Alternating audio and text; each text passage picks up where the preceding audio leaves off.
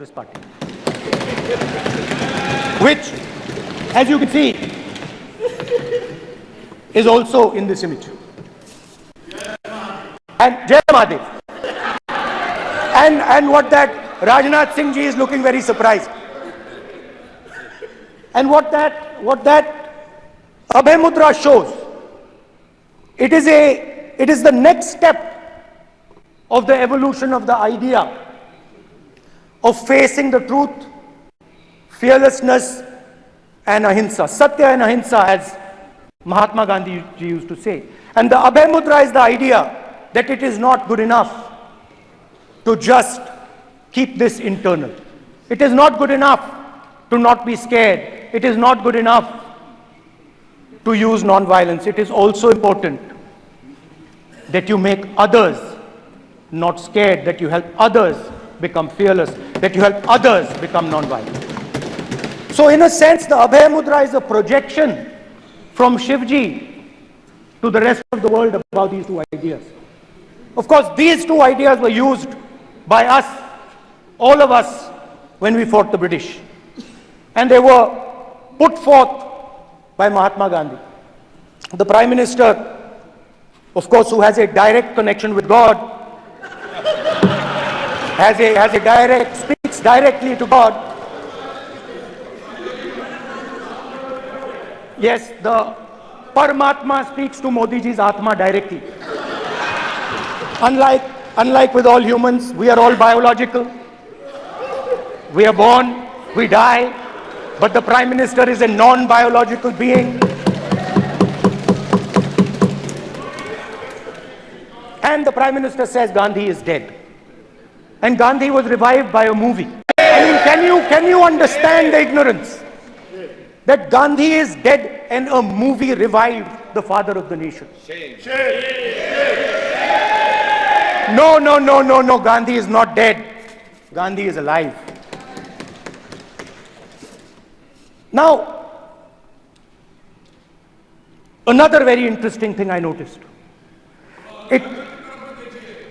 Hanji. That is not your problem. That is not your problem. It is not none of your business. It is not none of your business. And there's another thing I noticed. That it is not just one religion that talks about courage. In fact, all our religions talk about courage. So, here is the religion of Islam.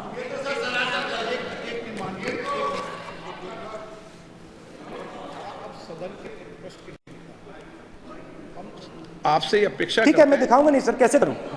मैं समझाना चाहता हूं, वो समझा नहीं पा रहा हूं। समझदार हैं यहाँ पर, सब चुनकर आते हैं। सर, बात नहीं बन रही, चुनकर भेजा है, मजा नहीं आ रहा है। जनता ने सबको चुनकर भेजा, आप एड्रेस करें। जनता आप कांग्रेस पार्टी ने शिवजी की फोटो दिखा दी है, गुस्सा हो गए। अब देखिए, प्लीज मान्य सदस्य, आप तो इस्लाम में भी कहा गया है, मैं पढ़ता हूं। एड्रेस इधर करें। He said, एड्रेस इधर करें मान्य सदस्य। हाँ जी, सॉरी। इस्लाम में भी लिखा गया है, कुरान में, the prophet, peace be upon him, said, God said, have no fear. I am with you, hearing and seeing. मतलब इस्लाम में भी कहा गया है कि डरना नहीं है। और जब इस्लाम में दुआ मांगी जाती है तो दोनों हाथ से, दाएं हाथ से अभय मुद्रा दिखाई देता है। उसके बाद गुरु नानक जी की ओर चलते हैं।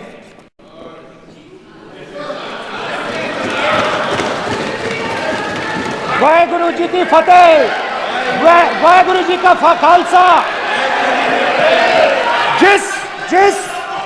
जिस धर्म पर आप हर रोज आक्रमण करते हो, गुरु नानक जी जो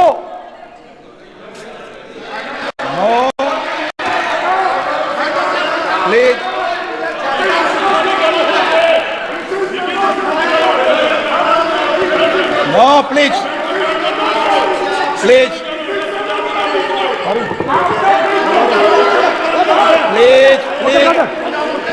माननीय सदस्य, प्लीज गुरु नानक जी प्लीज के माननीय चित्र में भी सदस्य, हम इनको इस तरीके से पूछते हैं, आप इस तरीके से टेबल पे मत रखो।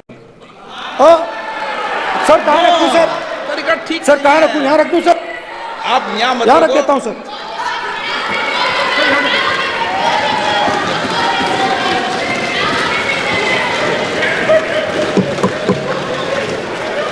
सर गुरु नानक जी के चित्र में भी आपको अभय मुद्रा दिखाई देगा। गुरु नानक जी भी कहते हैं कि डरो मत, डराओ मत। और पंजाब से गुरु नानक जी मेक्का तक गए, थाईलैंड तक गए, अफगानिस्तान गए, श्रीलंका गए, किसी से हिंसा नहीं की, अहिंसा की बात की, सत्य की बात की, और किसी को उन्होंने अपनी जिंदगी में नहीं डराया। उसके बाद जीसस क्राइस्ट की इमेज देखिए, उसमें भी आपको अभय मुद्रा दिखाई देगा। जीसस क्राइस्ट की इमेज में भी अभय मुद्रा, डरो मत, डराओ मत। और जीसस क्राइस्ट ने कहा कि अगर आपको कोई थप्पड़ मारता है तो दूसरा गाल दिखा दो। उसके बाद बुद्ध भगवान, अभय मुद्रा।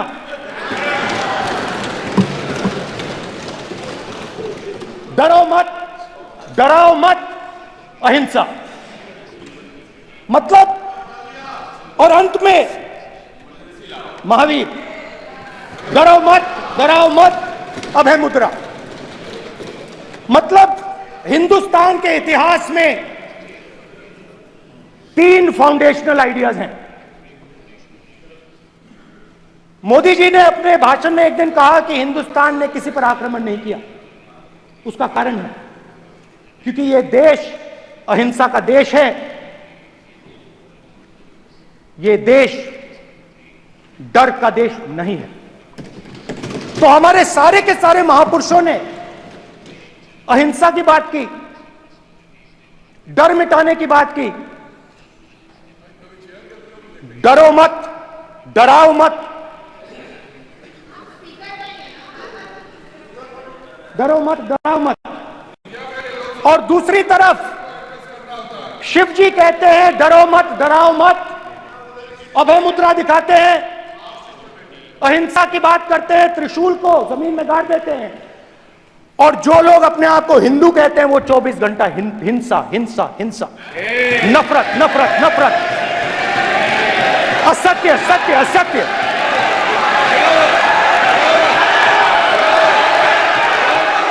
आप हिंदू हो ही नहीं।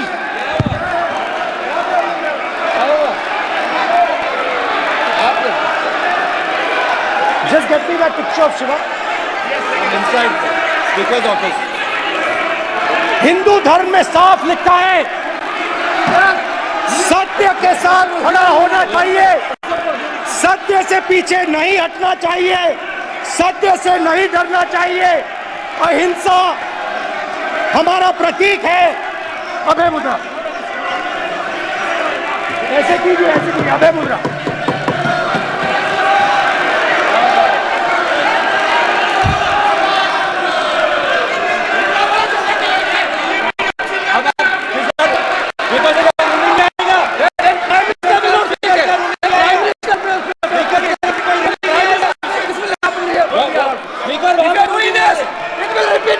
भाई भाई भाई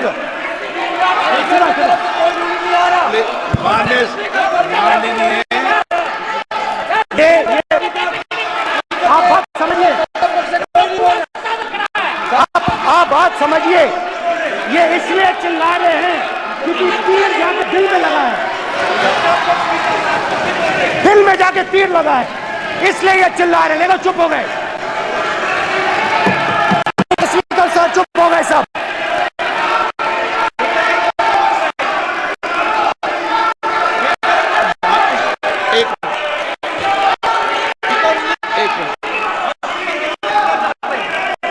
माननीय, आप प्रतिपक्ष के नेता हैं, किसी की भावनाओं को ठेस नहीं पहुंचे, सब मुझे चर्चा बोलने में दीजिए। ध्यान रखना चाहिए। ये जो विषय बहुत गंभीर है।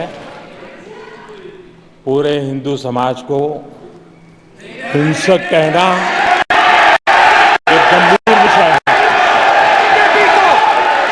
बीजेपी को आपको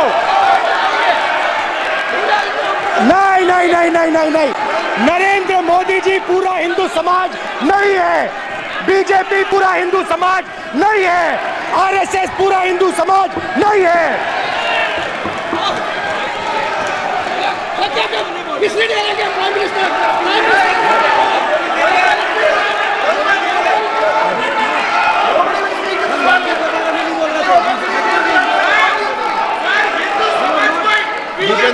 ये ठेका नहीं है बीजेपी का।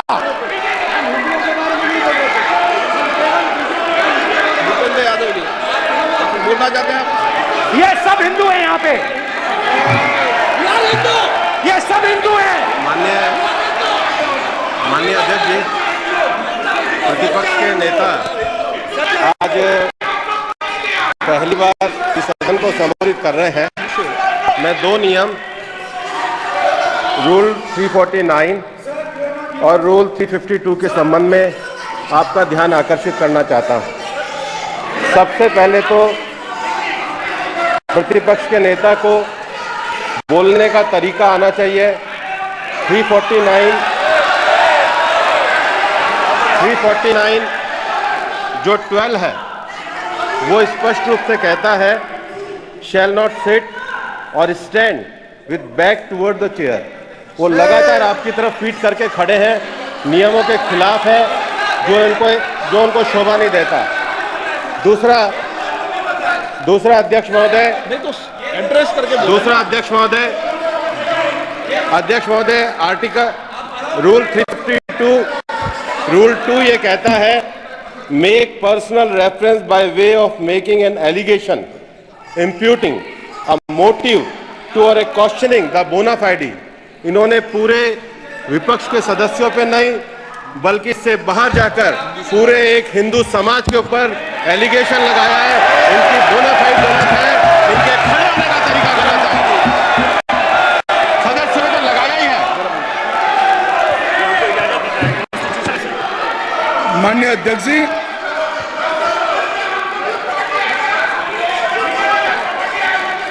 गृह मंत्री जी, नो आप डिबेट में गृह मंत्री जी।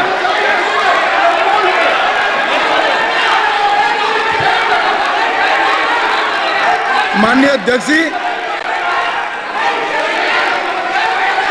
शोर शराबा कर इतने बड़े वाकया को छिपाया नहीं जा सकता।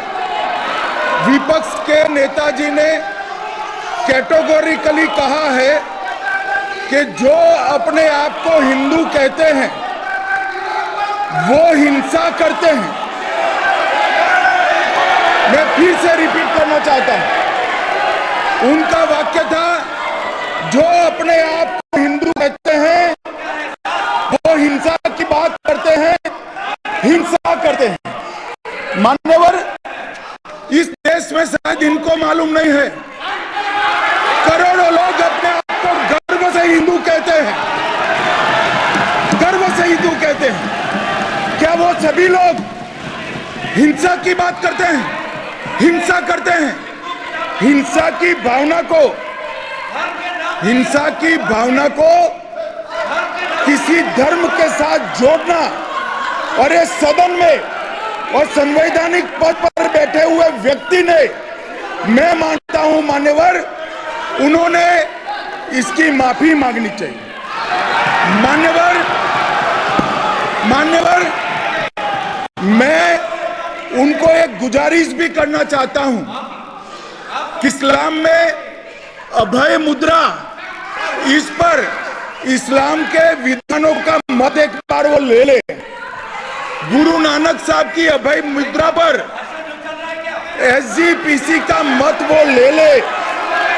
और मान्यवर, अभय की बात तो इनको करने का कोई अधिकार नहीं है। आपातकाल में पूरे देश को इन्होंने भयभीत करा है, लाखों लोगों को जेल में डाला। और आतंक, वैचारिक आतंक अगर कभी था, वैचारिक आतंक कभी था तो आपातकाल के वक्त था। और मान्यवर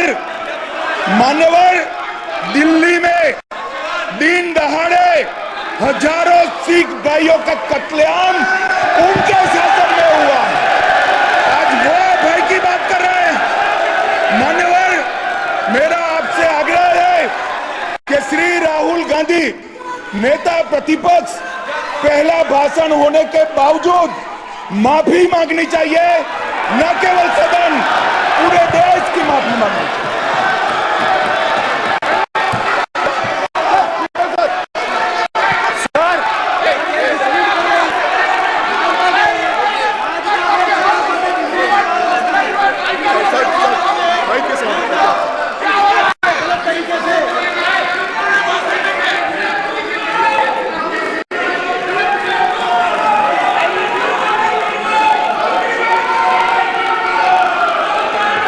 सर,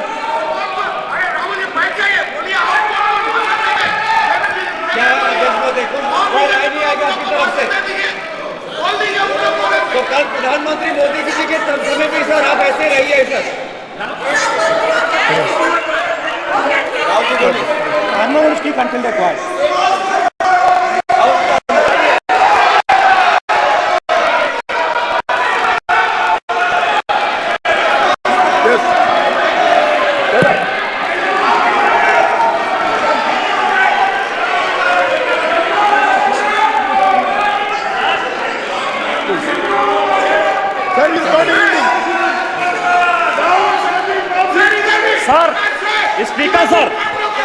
स्पीकर सर, ये संविधान की बात कर रहे हैं सर, और इसी संविधान का आर्टिकल 25 कहता है कि किसी भी धर्म के ऊपर कोई भी व्यक्ति किसी को हिंसावादी करार नहीं दे सकता है। और इन्होंने हिंदू का हिंसावादी कहा है सर। संविधान का इन्होंने अपमान किया है, संविधान की झूठी दुहाई दी है। इनको माफी मांगनी चाहिए सर। ये आर्टिकल 25 है सर संविधान का। सर इनको माफी मांगनी चाहिए। आर्टिकल 25 जो है संविधान, और ये संविधान से चलता है, ये पार्लियामेंट संविधान से चलता है सर। इनको माफी मांगनी चाहिए सर। ये संविधान से ऊपर नहीं है सर। कांग्रेस संविधान से ऊपर नहीं है। आर्टिकल 25 कल्याण बनर्जी बताए आर्टिकल 25 क्या है? आप उनको कहिए आप लोग का है क्या? पार्लियामेंट में आप लोग का है? आप लोग का जमींदारी है क्या? क्या समझते हो? पार्लियामेंट में आप लोग का जमींदारी है क्या? जमींदारी बिठा दी।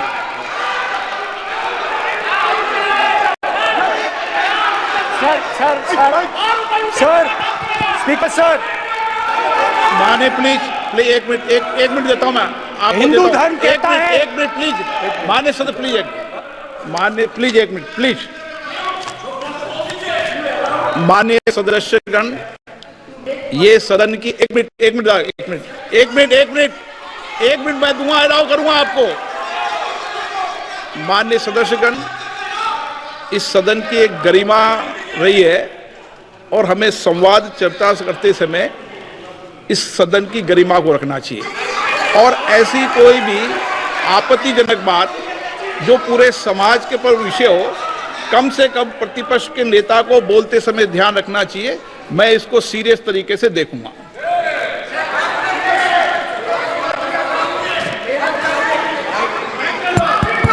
सर, अगर आप हिंदू धर्म के जो महापुरुष हैं, महापुरुष छोड़िए, अगर आप शिव जी को देखें तो क्या हो रहा है सर?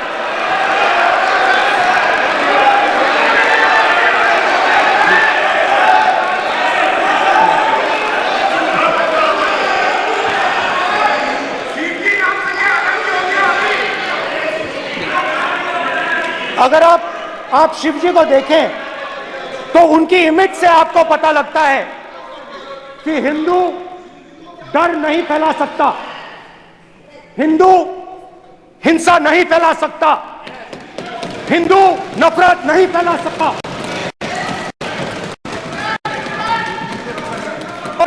बीजेपी 24 घंटा नफरत, हिंसा, नफरत, हिंसा, नफरत, हिंसा। स्पीकर सर, कहां कहां तक इन्होंने डर फैला दिया है?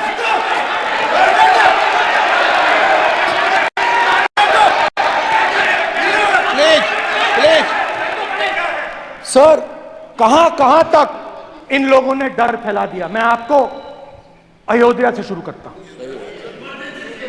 सर नमस्कार। शाबाश। अयोध्या ने आपको मैसेज भेजा। अयोध्या ने राम भगवान। मेरा व्यवस्था का सवाल है।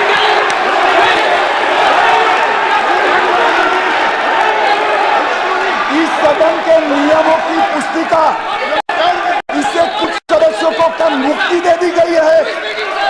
आपके गाइडेंस के बाद भी बार बार तस्वीर बताना, पूरे बीजेपी को हिंसा कर रही है ऐसे कहना, खड़े होकर एक दूसरे के बीच में हस्तधून करना, सारे नियम इनको लागू नहीं होते हैं। नियम मालूम नहीं है तो ट्यूशन रख ले साहब। सदन इस तरह से नहीं चल सकता है। ये सदन, मेरा आपसे आग्रह है कि ये सदन ऑर्डर में रहना चाहिए, नियमों के अनुसार रहना चाहिए। ये हम सभी सदस्यों का आपसे विनंती है। स्पीकर सर, एक मिनट प्लीज। माननीय सदस्यगण, आप ही किताब राम बताएं। भगवान की जन्मभूमि ने अपेक्षा करता हूं कि अपन इसके नियम प्रक्रिया चले। नो, सब चले। नो, आपने बताया था नियम। नो,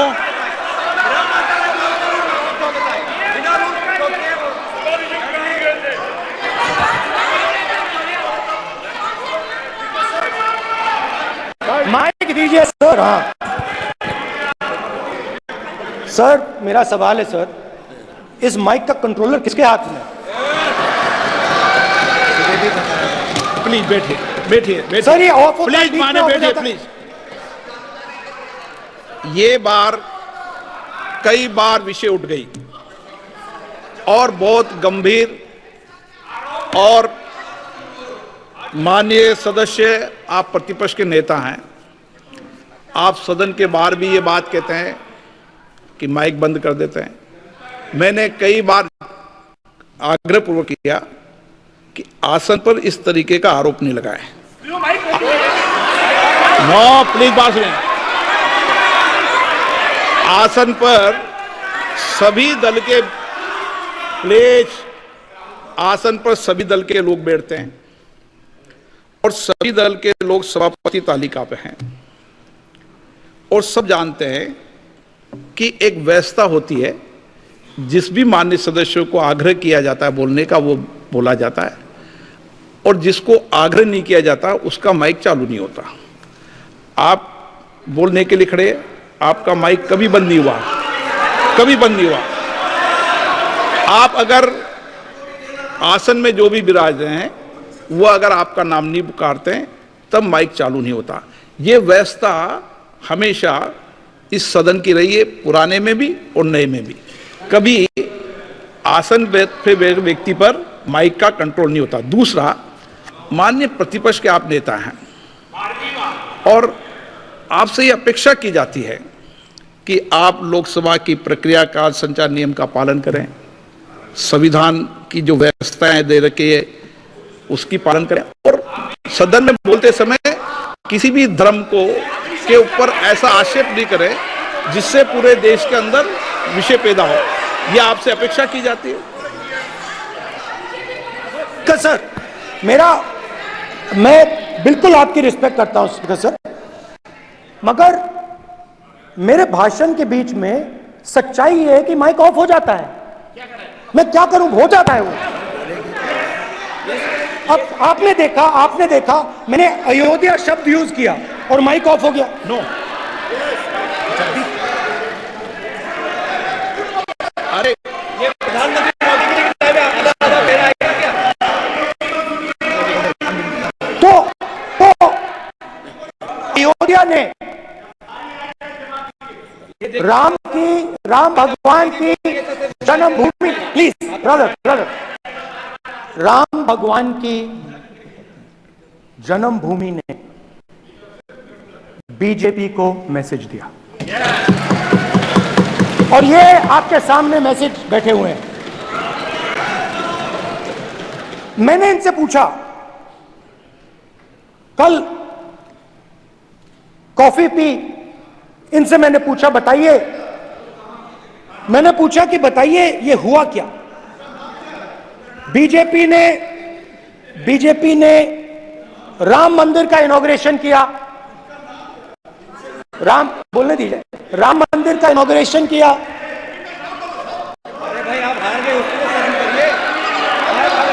नाम बोलने की कोई जरूरत नहीं है, मैं भाषण दे रहा हूं, आप नहीं दे रहे हो। मुझे बोलना है जो बोलना है, मुझे नाम लेने की कोई जरूरत नहीं, मुझे जो बोलना है मैं बोलूंगा। तो अयोध्या ने मैसेज दिया और मैंने इनसे पूछा कि हुआ क्या, और इनका जवाब आया। मैंने उनसे पूछा कि आपको कब पता लगा कि आप अयोध्या में जीत रहे हो, और आपने कहा पहले दिन से मुझे पता था। सही बात। और मैंने कहा ये क्या हुआ, उन्होंने कहा राहुल जी अयोध्या में एयरपोर्ट बना, अयोध्या की जनता से जमीन छीनी गई, और आज तक मुझे मुआवजा नहीं मिला है। उन्होंने कहा, सही बात, उन्होंने कहा कि अयोध्या में जो भी छोटे छोटे दुकानदार थे, जो भी छोटी छोटी बिल्डिंग्स थी, उन सारों को तोड़कर गिरा दिया गया और उन लोगों को सड़क पर कर दिया गया। इन्होंने यह भी कहा कि अयोध्या के इनॉग्रेशन में अयोध्या की जनता को बहुत दुख हुआ, क्योंकि इनॉग्रेशन में अदानी जी थे, अंबानी जी थे, मगर अयोध्या का कोई नहीं था। और ये कारण था कि अयोध्या की जनता में, उनके दिल में नरेंद्र मोदी जी ने भय डाल दिया। उनकी जमीन ले ली, उनके घर गिरा दिए, और फिर अयोध्या के गरीब लोगों को, किसानों को, मजदूरों को मंदिर के इनॉग्रेशन तक नहीं जाने दिया। मंदिर के इनॉग्रेशन छोड़ो, उसके बाहर नहीं जाने दिया। और इसीलिए अयोध्या की जनता ने सही मैसेज भेजा। अच्छा, इन्होंने मुझे एक और बात बोली, 3 बार इन्होंने कहा कि 3 बार नरेंद्र मोदी ने टेस्ट किया, 2 बार क्या मैं अयोध्या से लड़ जाऊं, और सर्वेयर्स ने कहा अयोध्या में मत लड़ जाना, अयोध्या में मत लड़ जाना, अयोध्या की जनता हरा देगी। और इसीलिए प्रधानमंत्री वाराणसी गए और वहां बच के निकले।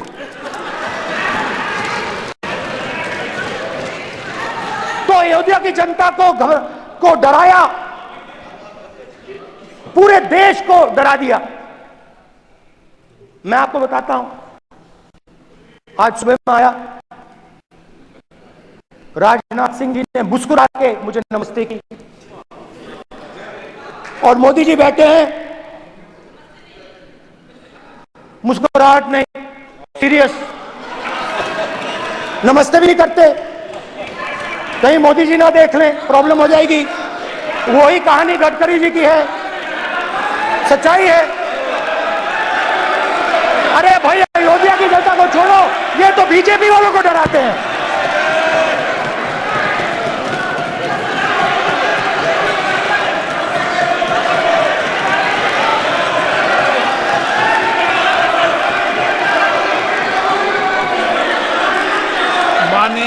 सर क्या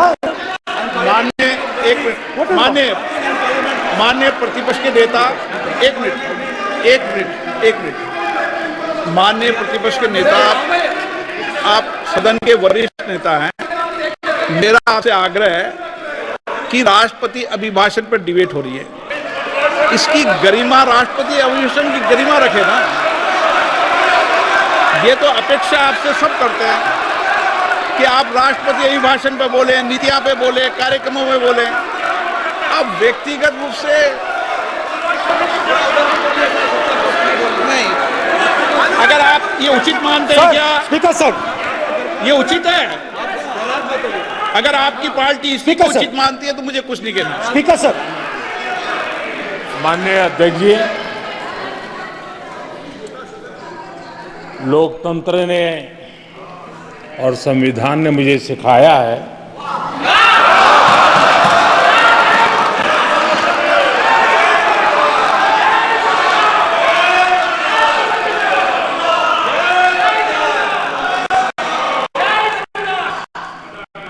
कि मुझे विपक्ष के नेता को गंभीरता से लेना चाहिए।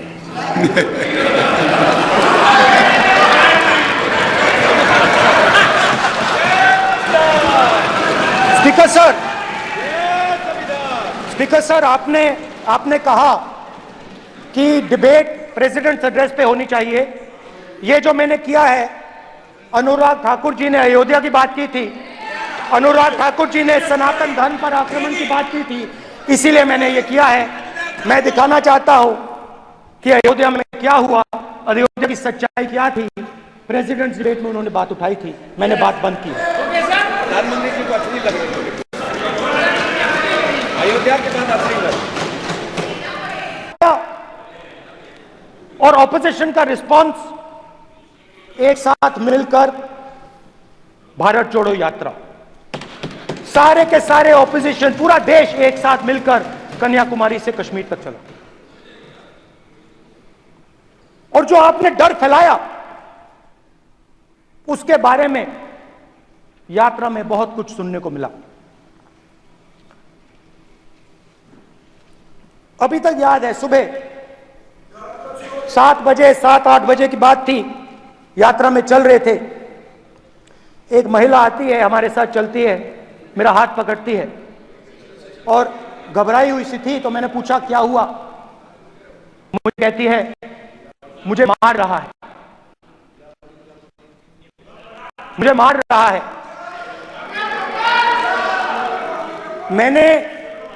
मैंने पूछा कौन मार रहा है, कौन मार रहा है? बेटी की दुविधा सुनाई दे रही, बेटी का दर्द नहीं सुनना चाहते, भारत की महिलाओं का दर्द नहीं सुनना चाहते। मैंने पूछा कौन मार रहा है, कहता है मेरा पति मार रहा है। मैंने कहा क्यों? कहती है सुबह का खाना नहीं दे पाई। मैंने कहा क्यों? खरीद नहीं पाई, महंगाई है, महंगाई है, खरीद नहीं पाई, खाना नहीं पका पाई, इसलिए मुझे मार पिट रही है। मैंने कहा बहन क्या करूं, कैसे आपकी मदद करूं? कहती हैं आप कुछ मत कीजिए, आप कुछ मत कीजिए, आप सिर्फ ये बात याद रखिए कि महंगाई के कारण हिंदुस्तान में हजारों महिलाओं को सुबह पीटा जा रहा है। उसके शब्द हैं, मेरे शब्द नहीं है। गैस सिलेंडर, महंगाई, तो आपने गरीबों को, महिलाओं को डराने का काम किया। शिव जी कहते हैं डरो मत, डराओ मत। आपने हिंदुस्तान की महिलाओं को महंगाई से हर रोज डराया है। कुछ दिन पहले मैं पंजाब में अग्निवीर के परिवार से मिला। सुनिए अग्निवीर के परिवार से मिला। छोटा सा घर था, छोटा सा घर था।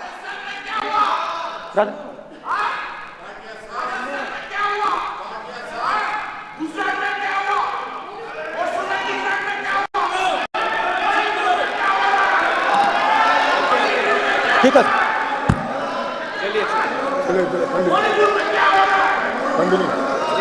छोटे से घर में अग्निवीर शहीद हुआ, लैंडमाइन ब्लास्ट में शहीद हुआ। मैं उसे शहीद कह रहा हूं, मगर हिंदुस्तान की सरकार उसे शहीद नहीं कहती। नरेंद्र मोदी उसे शहीद नहीं कहते हैं, नरेंद्र मोदी उसे अग्निवीर कहते हैं। उस घर को पेंशन नहीं मिलेगी, उस घर को कॉम्पनसेशन नहीं मिलेगी, शहीद का दर्जा नहीं मिलेगा। और बेचारे बैठे हुए थे, 3 बहनें थी, एक साथ बैठी हुई थी, रो रही थी। आम जवान को पेंशन मिलेगी, जरूर दुख होगा, मगर हिंदुस्तान की सरकार आम जवान की मदद करेगी। मगर अग्निवीर को जवान नहीं कहा जा सकता। अग्निवीर यूज एंड थ्रो मजदूर है। और आप उससे कहते हो, उसको आप 6 महीने की ट्रेनिंग देते हो, 6 महीने की ट्रेनिंग देते हो। दूसरी तरफ चाइना के जवान को 5 साल की ट्रेनिंग मिलती है, राइफल लेकर उसके सामने खड़ा कर देते हो, उसके दिल में भय पैदा करते हो। एक जवान और दूसरे जवान के बीच में फूट डालते हो कि एक को पेंशन मिलेगी, एक को शहीद का दर्जा मिलेगा, दूसरे को नहीं मिलेगा। और फिर अपने आप को देशभक्त कहते हो। ये कैसे देशभक्त हैं?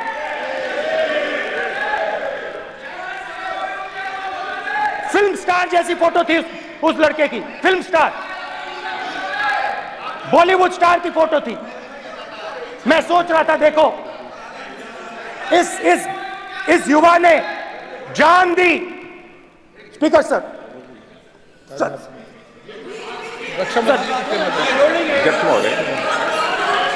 अध्यक्ष महोदय, एक आदमी सब पर भारी। अध्यक्ष महोदय, मैं नेता प्रतिपक्ष से अनुरोध करना चाहूंगा, गलत बयानी करके सदन को गुमराह करने की कोशिश। गलत नहीं है सर, गलत नहीं है सर, कर देना चाहता हूं कि गलत नहीं है युद्ध के सर। दौरान अथवा सीमाओं की सुरक्षा के दौरान यदि हमारा कोई अग्निवीर का जवान शहीद होता है तो उसके 1 करोड़ रुपए की धनराशि सहायता के रूप में उसके परिवार को मुहैया कराई जाती है। इस प्रकार की गलत बयानी से सभी को गुमराह करने की कोशिश नहीं की जानी चाहिए। संसद महोदय, अध्यक्ष। स्पीकर साहब, स्पीकर साहब देखिए, स्पीकर साहब देखिए, राजनाथ सिंह जी की एक राय है, मेरी एक राय है। सच्चाई अग्निवीर को मालूम है, हमें बोलने की जरूरत नहीं है। अग्निवीर को किस चीज का सामना करना पड़ता है, शहीद का दर्जा मिलता है या नहीं मिलता है, कॉम्पनसेशन मिलता है नहीं मिलता है, पेंशन मिलती है नहीं मिलती है, वो उसको मालूम है। पॉइंट ऑफ ऑर्डर है मान्यवर। अब सदन के सामने 2 स्टेटमेंट हुए, एक हुआ विपक्ष के नेता का, दूसरा हुआ माननीय राजनाथ सिंह जी का, रक्षा मंत्री जी का। ये कहते हैं कि 1 करोड़ रुपया नहीं मिलता है। श्री राजनाथ सिंह ने अधिकृत रूप से कहा कि मारे जाने वाले अग्निवीर को जो शहीद होता है उसको 1 करोड़ रुपया मिलता है। उनको फैक्चुअल पोजीशन सदन पर रखनी चाहिए मान्यवर। ये सदन झूठ बोलने की जगह नहीं है मान्यवर, यहाँ सच बोलना चाहिए। और अगर ये नहीं रखते हैं तो उनको, ये सत्यापन नहीं करते अपने स्टेटमेंट का, तो उनको सदन और देश से और अग्निवीरों से माफी मांगनी चाहिए माननीय।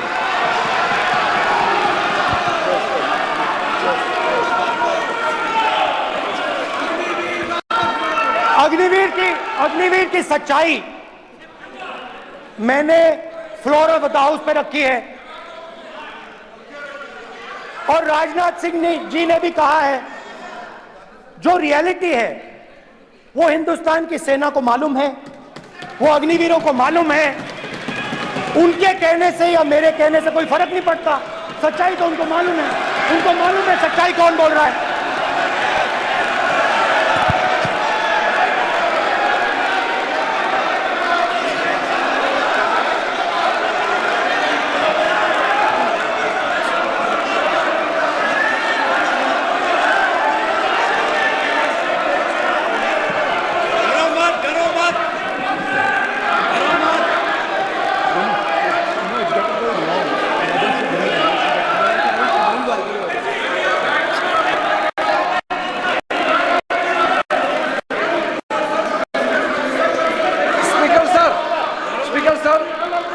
डरो मत, डरो मत। मेरा छोटा सा अनुभव है, क्योंकि सर ये विषय गंभीर है और अभी माननीय गृह मंत्री जी ने जो बात रखे हैं कि 2 स्टेटमेंट जो रक्षा मंत्री जी ने बताया सदन को और माननीय विपक्ष के नेता राहुल गांधी जी ने जो स्टेटमेंट रखा है, इसमें इन्होंने जो कहा है कि रक्षा मंत्री बोलने से क्या फर्क पड़ता है, इतना हल्का फुल्का कैसे स्टेटमेंट दे सकते हैं लीडर ऑफ अपोजिशन। इसलिए सर इन्होंने जो बात रखा है पुष्टि करना चाहिए और हम लोग भी सर नियम के मुताबिक अपना बात रखेंगे सर।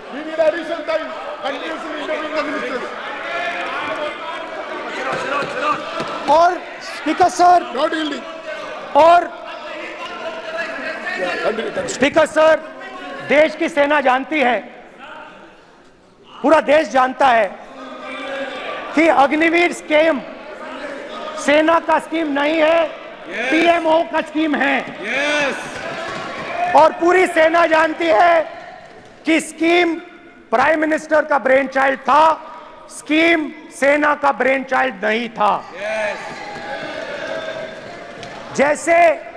जैसे नोटबंदी की गई वैसे ही आर्बिट्री तरीके से। अध्यक्ष महोदय,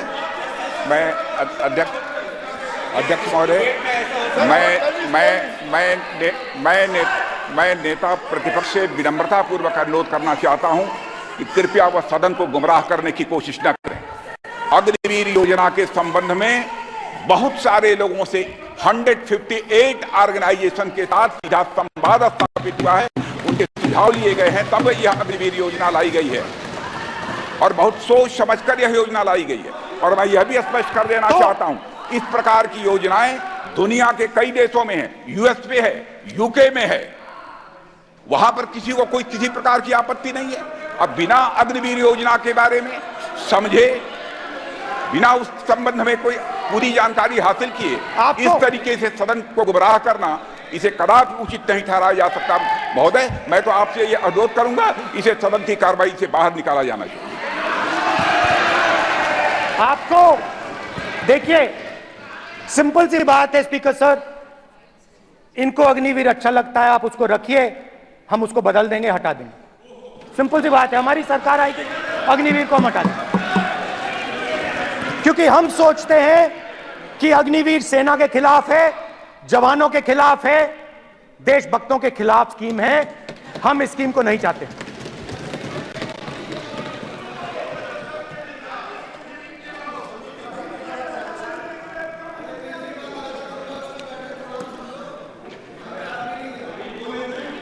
पहली बार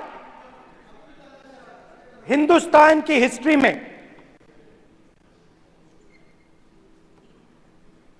जनता से स्टेट्स छीने गए हैं।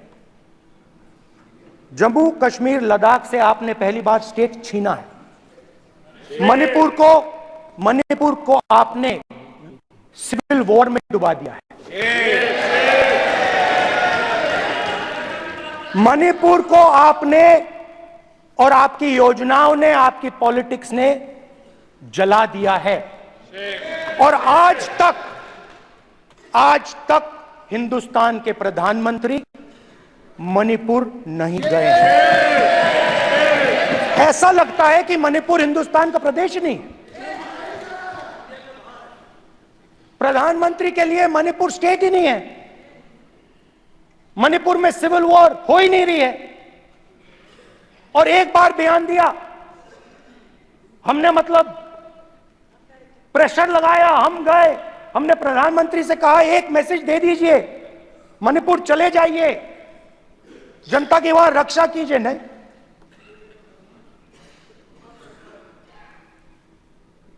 मैं वहां गया, कुकीज और मेहते से दोनों से मिला। आज तक नहीं, आंसर नहीं मिलेगा, मिल नहीं सकता। मणिपुर इनके लिए हिंदुस्तान का प्रदेश ही नहीं है। मणिपुर है ही नहीं, मणिपुर है ही नहीं, ना होम मिनिस्टर के लिए ना प्रधानमंत्री के लिए, है ही नहीं, एग्जिस्ट नहीं करता, वो है ही नहीं। ना प्रधानमंत्री जाएंगे बोलेंगे कुछ नहीं, जैसे कुछ नहीं हुआ। वहां पे मैं रिलीफ कैंप में गया,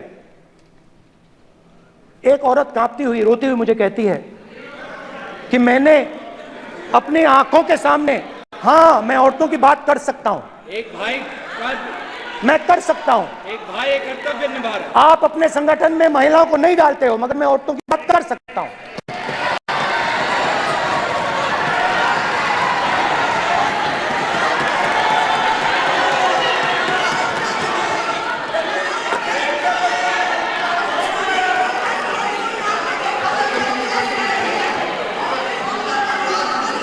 मुझे कहती है मैंने अपने आंखों के सामने, मेरे आंखों के सामने मेरे बच्चे को गोली मारी गई। मैं भागना नहीं चाहती थी, मैं मरना चाहती थी, उसके साथ मरना चाहती थी। मुझे घसीट के वहां से ले गए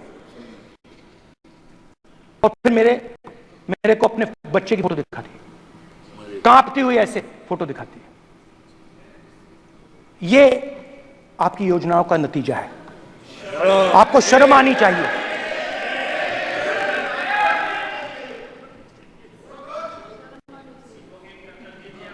एक दिन प्रधानमंत्री 8 बजे कहते हैं, पता नहीं फाइन ट्यूनिंग हो गई भगवान के साथ, डायरेक्ट मैसेज भगवान, सर ने बोला है, सर प्रधानमंत्री ने ये बोला है, ये मैं नहीं बोल रहा हूं, प्रधानमंत्री ने बोला है कि मेरा डायरेक्ट कनेक्शन है भगवान के साथ। मैंने नहीं बोला, मैंने नहीं बोला। Social media chief also told भगवान जगन्नाथ। एक मिनट प्लीज, एक मिनट तो एक मिनट माननीय राहुल गांधी जी, एक मिनट माननीय सदस्य, एक मिनट प्लीज, एक मिनट रविशंकर जी प्लीज, एक मिनट। माननीय सदस्यगण, आप वरिष्ठ नेता हैं, सदन के नेता होते माननीय प्रधानमंत्री जी, और हम सबको माननीय प्रधानमंत्री जी का सम्मान करना चाहिए। ये सदन में हमेशा उच्च कोटि की परंपरा मर्यादा रही है। हाँ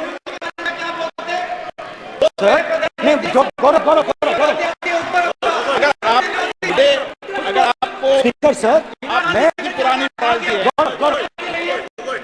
स्पीकर सर, मैं रिस्पेक्ट कर रहा हूं। ये प्रधानमंत्री के शब्द हैं, मेरे शब्द नहीं हैं। ये प्रधानमंत्री जी ने कहा है, पब्लिक में मीडिया को कहा है कि मैं बायोलॉजिकल नहीं हूं, मेरा डायरेक्ट कनेक्शन भगवान के साथ है। मैं नहीं बोल रहा हूं, प्रधानमंत्री मोदी जी ने बोला है। तो पता नहीं उस टाइम 8 बजे भगवान का मैसेज आया होगा हिंदुस्तान के, हिंदुस्तान वही मगर फिर श्री राम ने आपको दूसरा मैसेज दे दिया अयोध्या में। भगवान का मैसेज आया होगा, मोदी जी नोटबंदी कर दीजिए। नोटबंदी कर दिया, डायरेक्ट ऊपर से आया मैसेज, ऑर्डर आया खटाक। और अलग अलग ऑर्डर आते हैं। अदानी जी वाला ऑर्डर आता है, बंबई एयरपोर्ट अदानी जी को ऊपर से ऑर्डर आता है, खटाखट ऑर्डर आते हैं। तो नोटबंदी कर दी। स्मॉल और मीडियम बिजनेसेस जो हैं, जो हिंदुस्तान की रोजगार की रीढ़ की हड्डी है, बैकबोन है, उड़ा दिया, खत्म कर दिया। आज नतीजा यह है कि ये जो भी करना चाहे करें, हिंदुस्तान के युवाओं को रोजगार नहीं मिल सकता। Job creation backbone is broken, finish, खत्म। नोटबंदी की, गलत जीएसटी लागू की, उड़ा दिया। अब मैं सोचता हूं, पहले मैं सोचता था ये पता नहीं कैसे हुआ, अब मैं समझता हूं कि ये अदानी जी, अंबानी जी जैसे लोगों के लिए किया गया था। ये रास्ता साफ करने का तरीका था, रास्ता साफ करने का तरीका था। इनकम टैक्स डिपार्टमेंट उनके पीछे पड़ा रहता है, जीएसटी, डिमोनेटाइजेशन, 24 घंटा उनको तंग करते हैं। उनके कैश फ्लो को रिस्ट्रिक्ट करने की कोशिश करते हैं, कैश फ्लो को क्रश करने की कोशिश करते हैं कि वो परे हट जाएं और अरबपति उनकी जगह ले लें। आप किसी भी छोटे व्यापारी से पूछ लो, किसी भी स्मॉल मीडियम बिजनेस ओनर से पूछ लो, ये आपको बता देगा। गुजरात में मैं गया, टेक्सटाइल ओनर्स के साथ मेरी बात हुई, मैंने उनसे पूछा नोटबंदी क्यों हुई, जीएसटी क्यों हुई, साफ बोला अरबपतियों की मदद करने के लिए जीएसटी और नोटबंदी की गई है। नरेंद्र मोदी जी अरबपतियों के लिए काम करते हैं, सीधी सी बात। मैं जाता रहता हूं और आपको गुजरात में हराएंगे इस बार। आप लिख के ले लो, आपको ऑपोजिशन इंडिया गठबंधन गुजरात में हराने जा रहा है।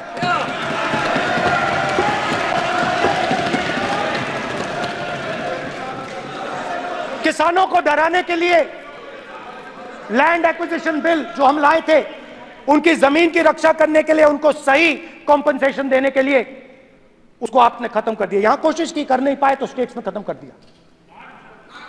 दिया। हर स्टेट में आपने खत्म कर दिया है। अगर आप जानते नहीं हो, चेक कर लो। हर स्टेट में हर भाजपा की स्टेट में खत्म कर दिया। सर, हर भाजपा रूल स्टेट में खत्म किया है। हर भाजपा की रूल स्टेट में खत्म किया है।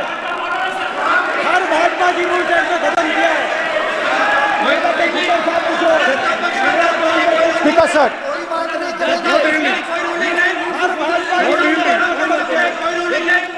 खट्टर साहब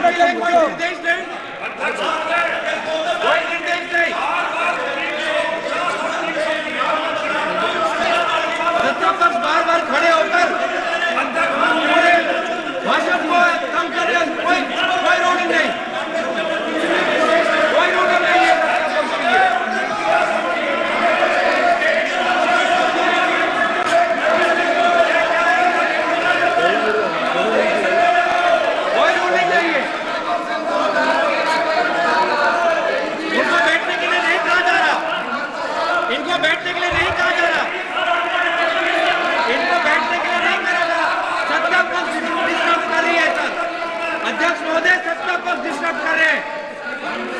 अध्यक्ष महोदय सत्ता पक्ष डिस्टर्ब कर रहे हैं।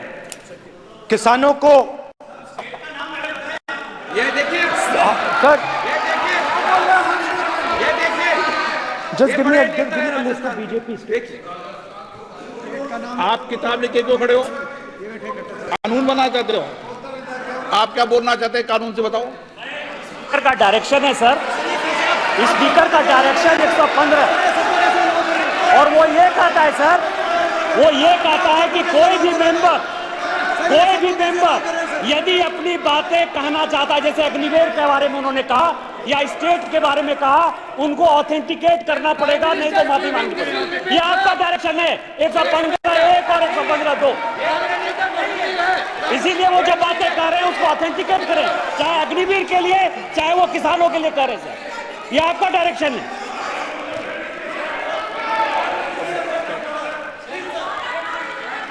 तो किसानों को जो हमने लैंड एक्विजिशन बिल तैयार किया था, सही मुआवजा दिलाने के लिए, उसको आपने रद्द किया।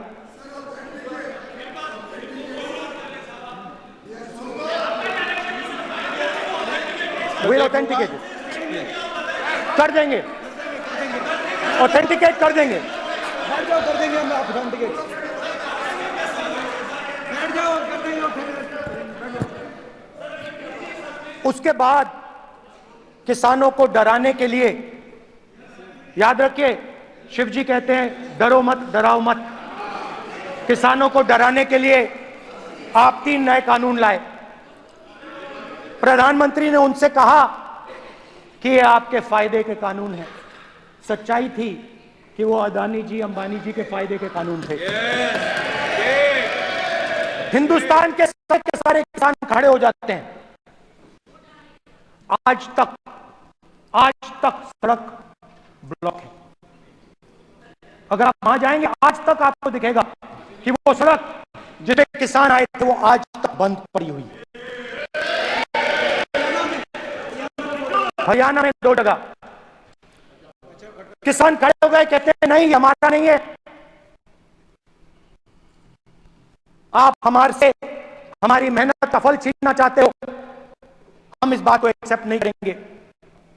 आप उनसे बात नहीं करते,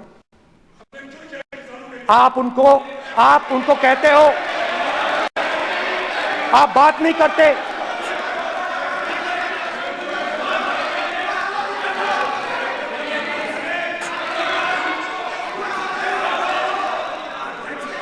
आप बात नहीं करते, आप गले नहीं लगते, आप उन्हें आतंकवादी कहते हो। आप कहते हो ये सब आतंकवादी हैं। झूठ नहीं है, झूठ नहीं है, सच है, सच है।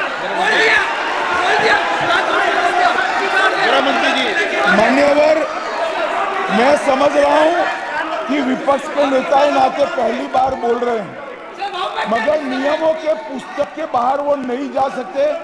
ये स्टेटमेंट करे कि हम कहते हैं कि किसान आतंकवादी, तो कैसे सदन में चल सकता है मान्यवर? आप एक तरफा नियमों के ऊपर जाकर उनको रियायत दे रहे हो मान्यवर, हमें संरक्षित करिए, ऐसे नहीं चलता। 700 किसान शहीद हुए।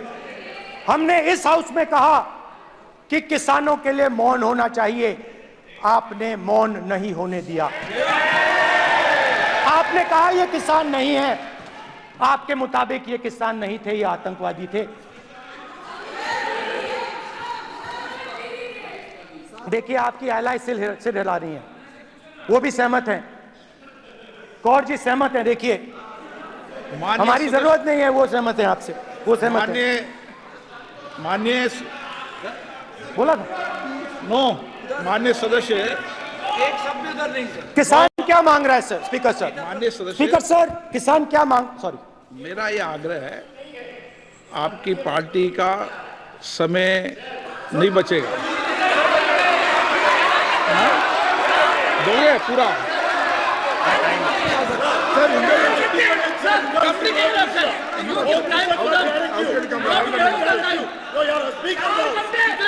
आप नहीं बोलेंगे, नहीं बोलेंगे सर। और आप तो सर, और स्पीकर सर, आप तो किताब स्पीकर सर, किसानों ने मांगा क्या? स्पीकर सर, किसानों ने मांगा क्या? स्पीकर ने किसानों ने सिर्फ ये कहा कि अगर 16 लाख करोड़ रुपए अरबपतियों का कर्जा माफ हो सकता है तो हमारा भी थोड़ा सा कर दीजिए। किसान ने यह कहा कि हर प्रोडक्ट के लिए सही प्राइस मिलती है, हमें भी एमएसपी दे दीजिए। देशभक्त हैं। और आपने सारे के सारे माइनॉरिटीज पर आक्रमण किया, उनके खिलाफ हिंसा, नफरत फैलाई।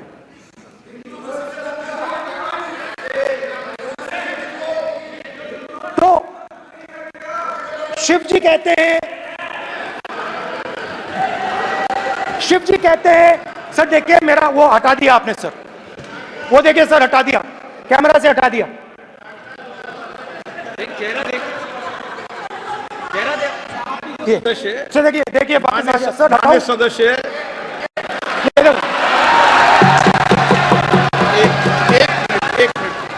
देखा सर, आप एक मिनट,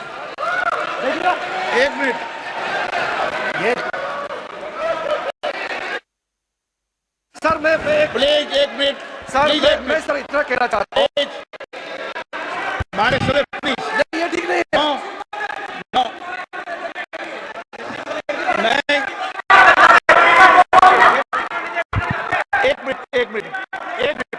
एक मिनट प्लीज एक मिनट।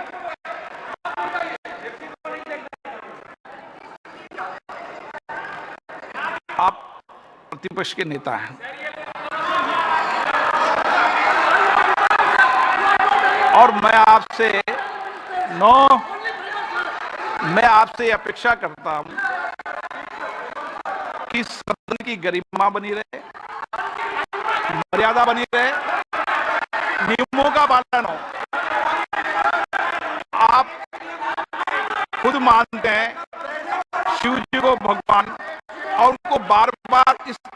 से यहाँ पर चित्रित करना ये उचित नजर नहीं आता मुझे लग रहा है।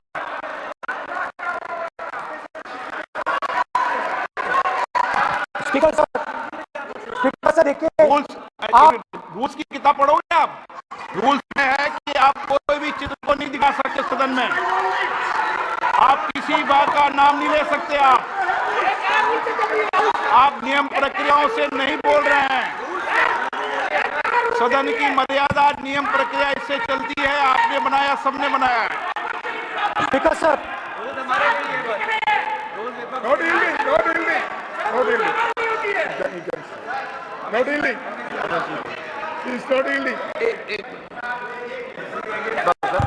Speaker sir, this is not right.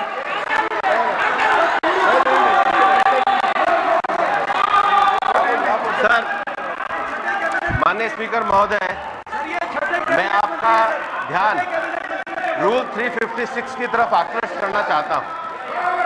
अगर कोई सदस्य स्पीकर साहब के ध्यान में लाने के बाद इररिलेवेंट और लगातार किसी विषय को बार बार दोहराता है, तो आपके पास ये अधिकार है कि आप उस सदस्य को निर्देशित करके रोक सकते हैं। आप अपने अधिकार का प्रयोग करिए। सच्चाई को रोका नहीं जा सकता। हाँ बोल ये इविडेंट बोलो, रूल्स बोलो। अच्छा, इनको रूल्स पे चलने दो। हाँ बोलो इविडेंट जी, रूल में नहीं है, अब रूल में नहीं है। चलिए बताइए। हाँ सुनिए, सुनाओ। Sir, 3492. फिर आपकी भी सुनो। While House in sitting, a member shall not interrupt any member while speaking by disorderly expression or noises or any other disorderly manner. Sir, in the same way, sir, number बोलो। sir, 349-2. Sir, while the House is in sitting, 2 shall not interrupt any member while speaking by disorderly expression or noises or any other disorderly manner. Sir, you continue to disturb the House, sir. Continuously.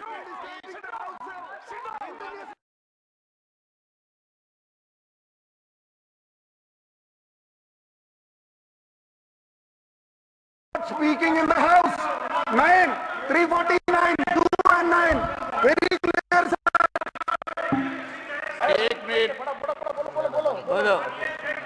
एक minute. अब आप एक minute, आपने बताया 349। Okay, एक minute इस पे आ जाए। सभा में झंडे, प्रतीक या कोई भी प्रदर्शित वस्तु प्रदर्शित नहीं करेंगे। माननीय प्रतिपक्ष के नेता, आप आपकी सदस्य का रूल की पालना कर लें। अच्छा है। तो नीट में तो सब जगह भय फैलाया। बताया, उसकी पालना करने के लिए कह रहा हूं मैं तो।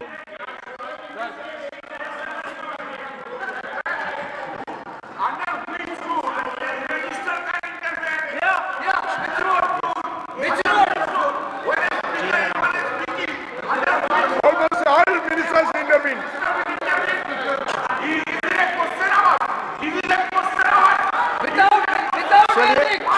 ओके, प्लीज आप मान अधिवक्ता है, प्लीज बैठिए।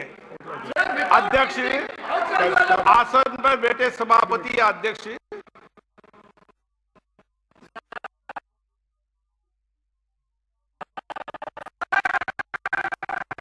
माननीय सदस्य को अलाउ कर सकता है? ये नियम नहीं है? ये नियम में नहीं है क्या? नो कर सकते हैं। आप रूल्स पे मत चलिए, रूल्स पे चलेंगे तो नो। ये नियम में नहीं लिखा कि एलओपी बोले तो आप बीच में नहीं बोल सकते। नो, अध्यक्ष के आसन की व्यवस्था दे सकते हैं, प्लीज।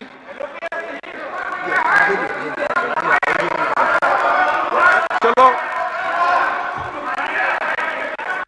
सर, ये allowed two ministers, three ministers, and I want to make very short reference. Read this. 352.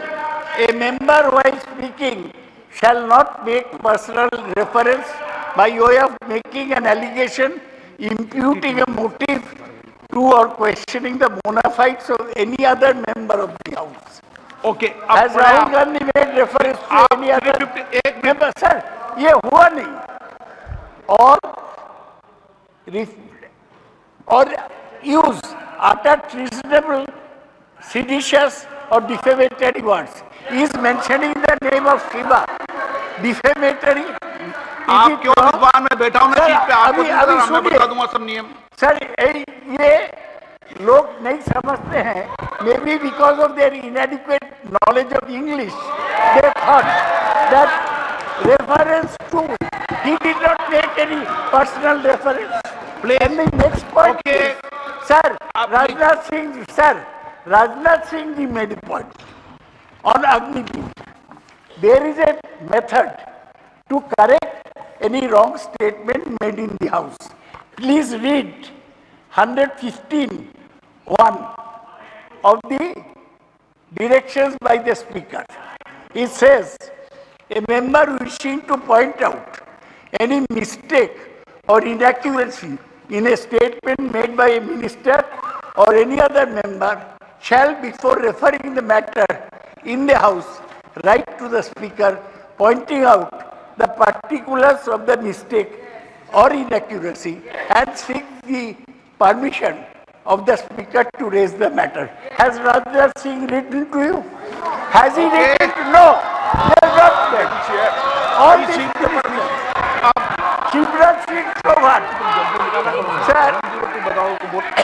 Sir इतने दिन बाद लोकसभा में अभी आप सुनिए खड़ा होकर बोलने लगा.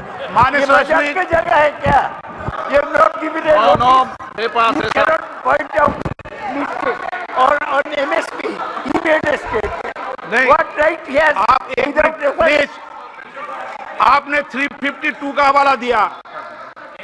352 के अंदर स्पष्ट रूप से लिखा है, कोई भी तथ्य ऐसे कभी भी नहीं बोले जाएंगे जो इस सदन का सदस्य नहीं है. मैं अपेक्षा करूंगा कि प्रतिपक्ष के नेता इन नियम प्रक्रियाओं की पालना करें. और दूसरा विषय जो माननीय सदस्य ने कहा है 102 के अंदर ही सदन में सभापति या अध्यक्ष किसी भी माननीय सदस्य को बोलने की इजाजत दे सकता है नियम प्रक्रिया के तहत. नो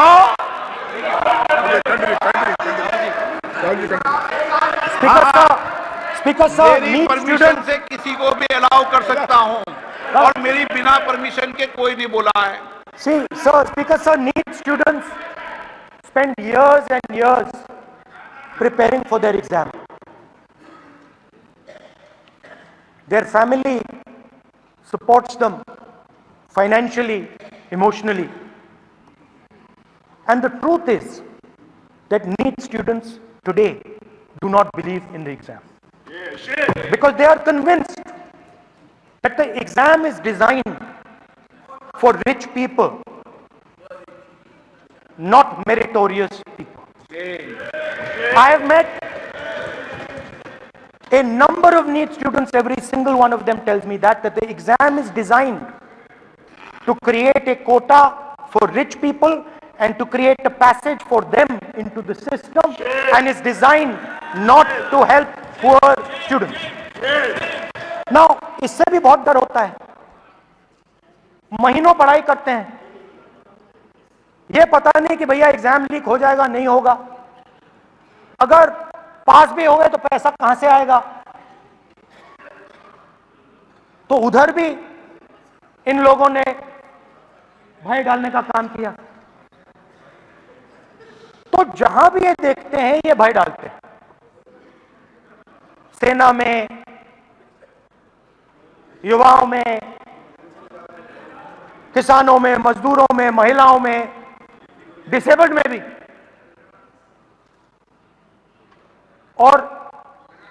मैं ये भी कह सकता हूं कि सिर्फ बाकी हिंदुस्तान में भी नहीं, मगर अपनी पार्टी में भी भय है। आपकी पार्टी में डर है, भय है, सच्चाई है। देखो अब आप चिल्ला नहीं रहे हो, अब आप शांत हो, अब बिल्कुल शांत हो, सच्चाई बोल दी, चिल्ला नहीं रहे, चुप। क्योंकि आपकी ट्यूनिंग डायरेक्टली प्रॉब्लम क्या है, आप चिल्ला भी नहीं सकते क्योंकि कनेक्शन नहीं। सर मैं बोल रहा हूं सर, समझा रहा हूं, स्ट्रक्चर बोल रहा हूं।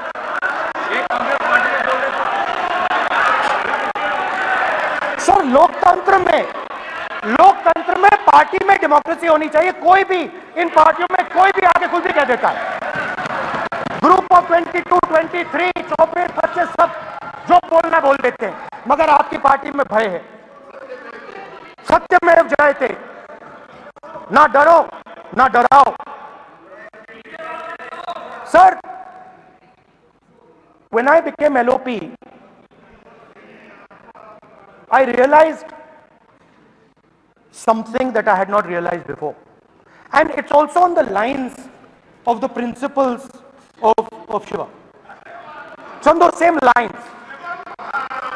And the idea was that after becoming LOP,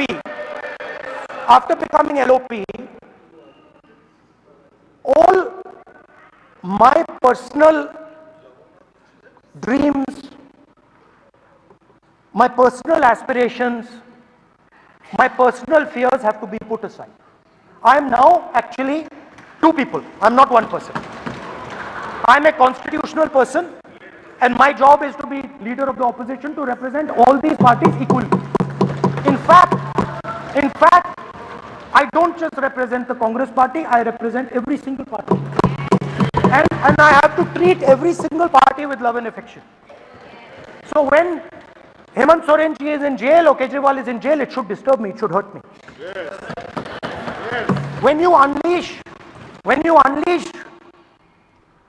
your agencies on these political people, it is our job to defend them. Because there is a constitutional person and an individual. And what Shivji is saying is that when you are a constitutional person, the individual should die. The individual's aspirations, the individual's dreams should die. And you should become the voice of the people. Meaning that you should have no fantasies, no dreams, nothing. The perfect public representative is one who is actually dead. That is what Shivji is saying. You understand? Now, Speaker sir.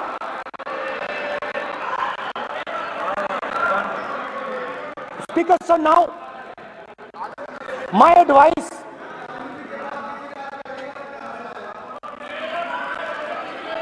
so there are two structures now. One is me as an individual, and one is me as leader of the opposition. Me as an individual, I might have my likes and dislikes, I might have my views, but me as leader of the opposition have to suppress them, have to reduce them and say, now I'm the voice of the opposition. That is the idea of the democratic system.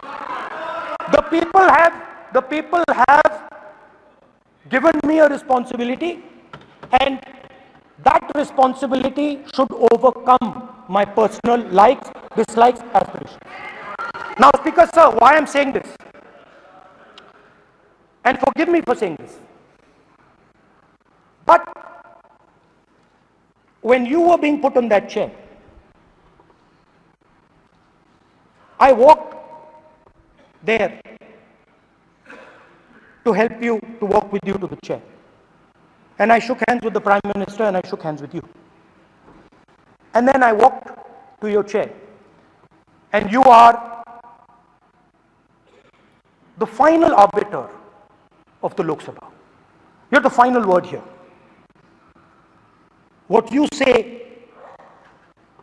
fundamentally defines Indian democracy. You don't allow us to speak, you allow us to speak, you allow them to speak, you don't allow us to speak. All these things define Indian democracy. Speaker sir, there are actually two people sitting in that chair. There is the Speaker of the Lok Sabha, the Speaker of the Indian Union, and there is Mr. Om Birla. When Modi ji went and shook your hand, and I went and shook your hand, I noticed something. When I shook your hand, you stood straight like this and shook my hand. And when Modi ji shook your hand, you bowed down and shook his hand.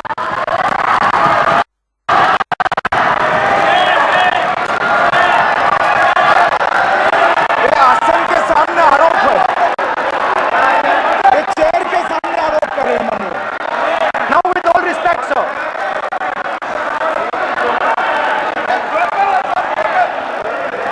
such a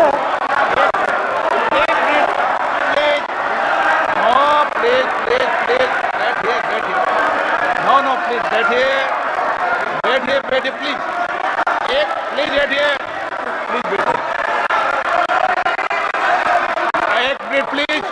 एक minute please, okay please, no.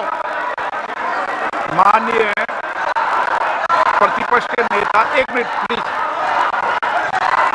माननीय please, no. प्रतिपक्ष के माननीय नेता,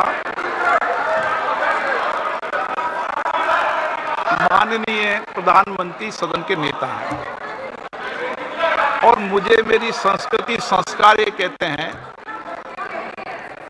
व्यक्तिगत जीवन में भी, सार्वजनिक जीवन में भी, और इस आसन पर भी, जो हमसे बड़े हैं उनको झुककर नमस्कार करो। मुझे यही सिखाया है, और बराबर वालों से बराबर का व्यवहार करो, यही मुझे सिखाया है। और इसीलिए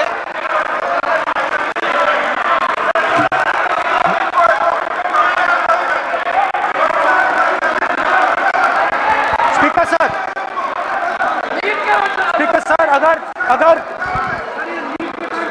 अगर आप हाँ, मैं इस बात को आसन से कह रहा हूं कि मेरी संस्कृति और संस्कार यही है कि बड़ों का झुककर और आवश्यक हो तो पैर छूकर सम्मान करो, और बराबर जो उम्र से छोटे हैं उनसे बराबर का व्यवहार करो। स्पीकर सर, ये हमारी संस्कृति संस्कार है, और मैं इस संस्कृति संस्कार की पालन करता हूँ। स्पीकर सर, आपकी बात को मैं एक्सेप्ट करता हूं। स्पीकर सर, आपकी बात को रिस्पेक्टफुली, बैठिए ना। स्पीकर सर, मैं आपकी बात को रिस्पेक्ट करता हूं, मगर आपको कहना चाहता हूं कि इस हाउस में स्पीकर से कोई बड़ा नहीं होता। स्पीकर सबसे बड़ा है, हम सबको स्पीकर के सामने झुकना चाहिए, और मैं आपके सामने झुकूंगा, और सारा का सारा ऑपोजिशन आपके सामने झुकेगा। ये लोकतंत्र है स्पीकर सर, आप इस हाउस के लीडर हैं, आपको किसी के सामने नहीं झुकना चाहिए। कस्टोडियन है, प्रधानमंत्री है, स्पीकर को आप, speaker is the last word, speaker is अध्यक्ष and is the last word. अंत में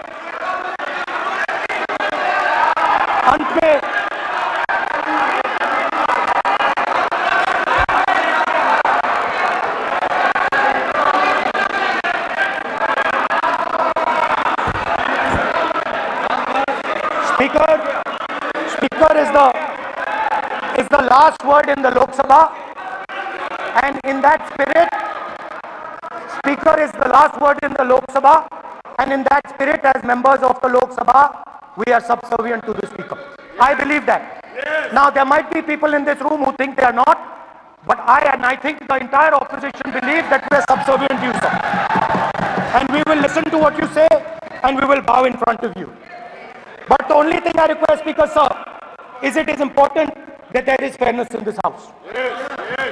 Now, I gave a speech, Speaker sir, and it was interrupted throughout. Now, this time is going to be taken away from my colleagues.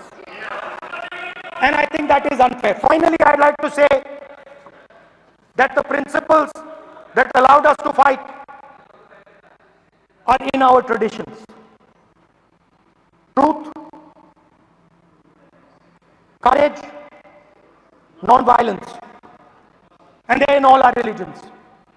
And what you have come to represent today is untruth, a complete lack of courage and violence. And my recommendation to you, if you take it, this country has a government and you are the government. And you are, whether we like it or not, you are the government of India. Elected by the people. And I agree to that. But I would say to you that as individual members, as the cabinet, you do not spread fear in this country. That you do not spread hatred in this country. That you listen to the farmers of this country, you listen to the students of this country. When the opposition says to you, let's have a debate for one day, have it. It's not going to harm anybody. They're going to love you for it. The students of India are going to say, we love the government because they allowed us our voice, they let us speak for one day. So, do not spread hatred. Do not spread violence. Do not be fearful. Even the BJP members here, even the cabinet members, do not be fearful. You have a constitutional position. You are individuals and then you have a constitutional position. Rajnath Singh ji is an individual and he's the Defense Minister of India. And that is the way this country has to be run. And we as the opposition, don't take us as your enemies. We are not your enemies. We are here, we are sincerely here to make your work easier as long as you follow the basic principles that we have stated. And these principles are Shivji's principles. They are the principles of Shivji. Har Har Mahadev, you can say, to make the government. This is basically what I have explained here today is the concept of Indian leadership in all religions. Respect, affection, ahimsa, and always standing up for the truth. And I'm more than happy, all of us are more than happy to discuss anything you want without being nasty, without being aggressive, anything you want, we are ready to discuss. So please let us work together to take this country forward. You are the government. We have to accept that. You got 240 seats. So I congratulate you on that. At least accept it. Accept to kar lijiye. They're not happy. Okay, you're not happy. So I would say we want to both work for this country. Work with the spirit of bravery. Work without violence. Work without hatred. Thank you.